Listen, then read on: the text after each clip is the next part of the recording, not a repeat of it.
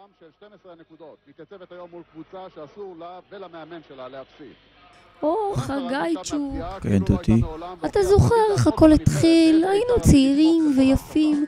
אני זוכרת את זה כאילו זה היה אתמול.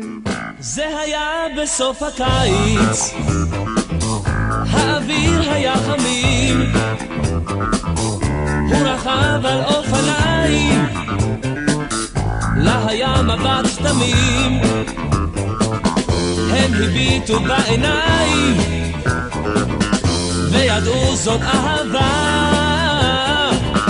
והשמש בינתיים נעלמה בים.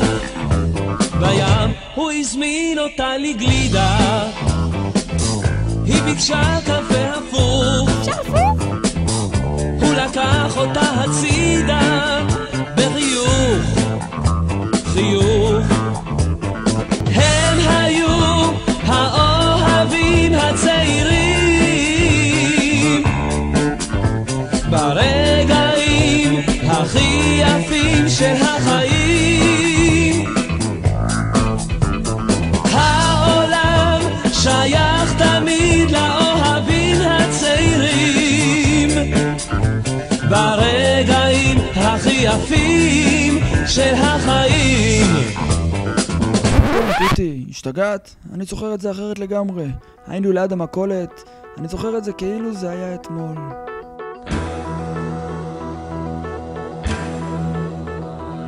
אני זוכר אותה מהמכולת, אני זוכר אותה קונה שם סולת, והיא נתנה לי להסיק לה את הקרמבו, גם ביקשה ממני בקבוקים של טמפו.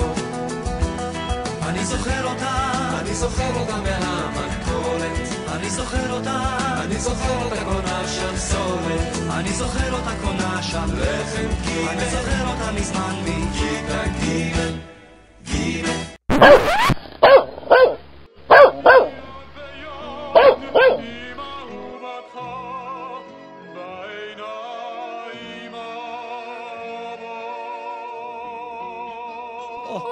הרצוש, אתה כזה בטחן קטן.